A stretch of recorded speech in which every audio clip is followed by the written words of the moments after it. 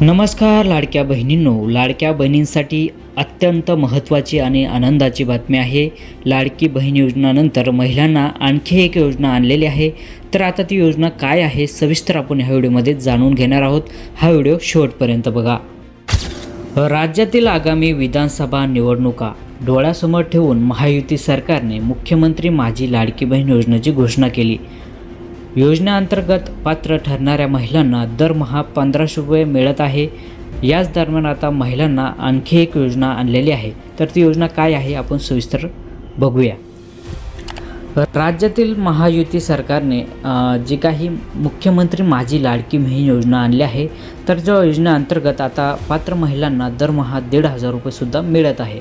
लाखो महिलांना अर्ज केला आहे आणि सर्व महिलांना सुद्धा आता याचा लाभ मिळत आहे। सरकारच्या योजनेत बरेच काही कौतुक होत असून महायुतीचे प्रत्येक पक्ष योजनेचे श्रेय वाटचाल दिसत आहे। मात्र यामध्ये सरकारच्या तिजोरीमध्ये भार पडत असून करदात्याकडे पैशातून या योजनेचे पैसे देत असताना सांगत विरोधकांनी या योजनेवरच टीका केली आहे। पण महिला अशा प्रकारे पैसे देण्याऐवजी त्यांच्या हाताला काम द्या अशी मागणी विरोधकांनी केली आहे।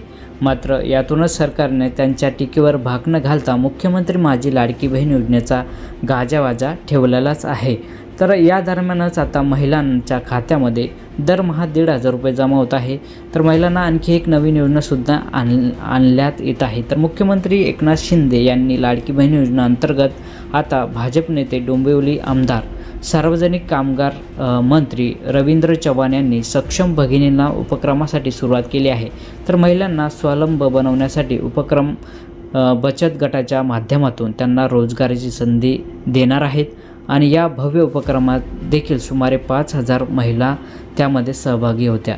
तर मुख्यमंत्री माझी लाडकी बहीण योजना या राबवण्यात आर्थिक पाठबळ दिल्याबद्दल आता सार्वजनिक बांधकाम मंत्री रवींद्र चव्हाण यांनी सक्षम भगिनी उपक्रमाला सुरुवात केली आहे।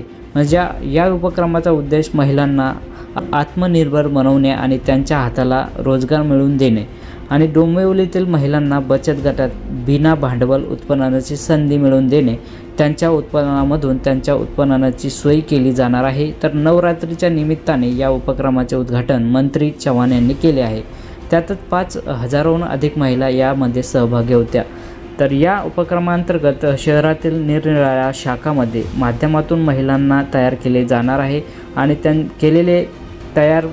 ते काही केलेले पदार्थ आहे ते वस्तू ऑर्डरनुसार वितरणद्वारे ग्राहकापर्यंत पोहोचले जाणार आहे। त्यातूनच महिलांना घरीच वस्तू तयार करण्याचे आणि कोणालाही त्रास न देता उत्पन्न मिळवण्याची सुवर्ण संधी उपलब्ध झाले आहे। तर या उपक्रमामुळे महिलांना मोठ्या प्रमाणात स्वावलंबी बनवण्याची मदत होईल असे सुद्धा मंत्री चव्हाण यांनी सांगितलं आहे। लाडक्या बहिणीनंतर आता सक्षम बहिणी उपक्रमात काय परिणाम होतो, महिला मतदारांना हा उपक्रम कसा वाटला याकडे अनेकांचे लक्ष लागले आहे। तर अशा प्रकारे ही दुसरी योजनासुद्धा आणलेली आहे।